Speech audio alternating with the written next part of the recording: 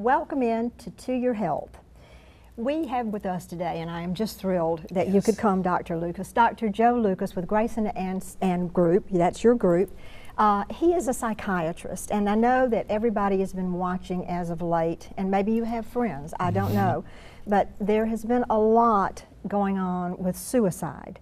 And we wanted to give you some information from someone who is an expert to teach you things to look for and things that we can do so that someone doesn't throw away his life. And Dr. Lucas, it's just a pleasure to have you. And I think our audience, and what I've been asked by a lot of our audience, and Jack has too, is how do we even know what to look for? Well, thank you for having me, and I truly appreciate that. Well, the first thing you do is you talk to people, and people will often give you clues as to whether or not they're considering this.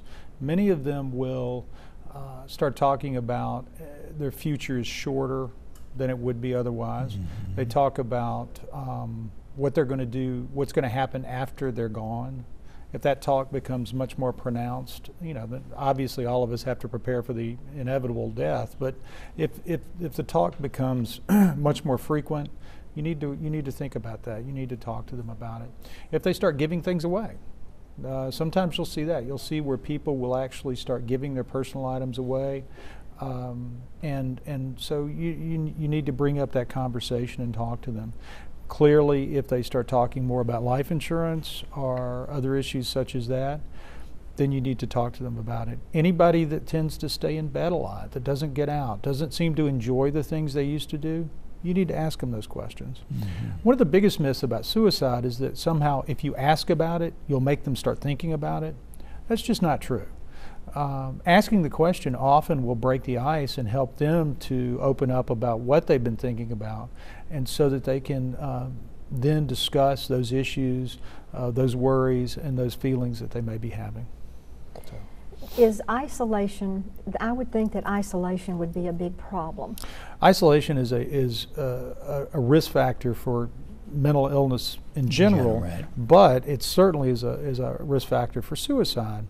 Many people who are homebound, who even in jobs, even in their daily life, who feel that they are not listened to, feel like they're ignored, feel like they're isolated, even just emotionally, often will start to think that they're just not worth living, and they may then consider hurting themselves. So would it be safe to say, from what I'm hearing you say, you know, I give some things away because I don't want to, but I think the secret is to look for those behaviors escalating, a change in that pattern.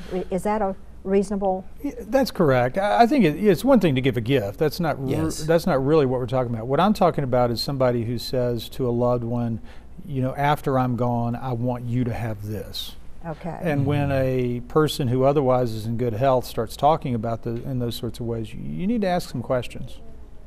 Yeah, because a lot of times their physical health may be fine, right? It may be vibrant, right? But it's inside here where the problem is manifesting itself. That is correct. Yeah. So the other risk factors is if you have somebody who is abusing substances, if you have somebody who's drinking too much, somebody who's using illegal drugs, somebody unfortunately who may be using prescription drugs to an excessive amount.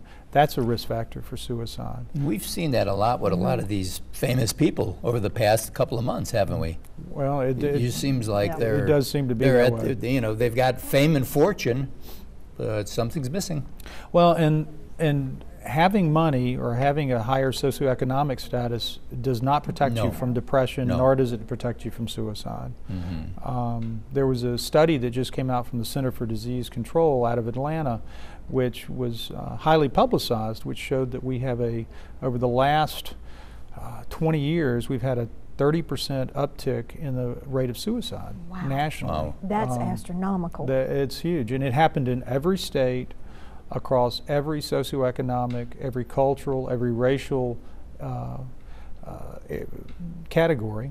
And there was only one state which had just a small reduction, but the rest of the states had a very large increase in suicide. So it's an equal opportunity destroyer. Unfortunately, yeah. Then another thing that I think with young people and suicide, I think the social media platform out there has driven a lot of that, hasn't it? Where, I mean, in other words, if a kid's being bullied, it doesn't stop when he leaves the schoolyard.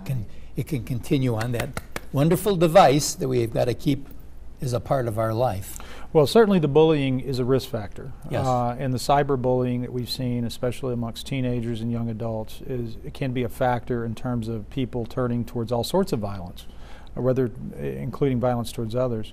The other issue that you see in a more kind of everyday way is that people who feel that they are not living up to their potential may look on things like Instagram and Facebook, and they see people taking trips and having successes, and it may cause them to feel negatively about themselves, and so they feel like, well, if other people are being so successful, why am I not succeeding like these people are? What they don't realize is that those are just highlights that people put on the social media. It's not an everyday thing that they're putting on social media. But when you're starting to get depressed, you start to misinterpret those sorts of things, and you always misinterpret them in a way that's negative for yourself. I agree. Well, Dr. Lucas, thank you so much. We're going to bring you back next week because we got a lot more to talk about. We're going to talk about ways that we can try to prevent it and things we can do to help. And thank you for being with us, and we'll be right back.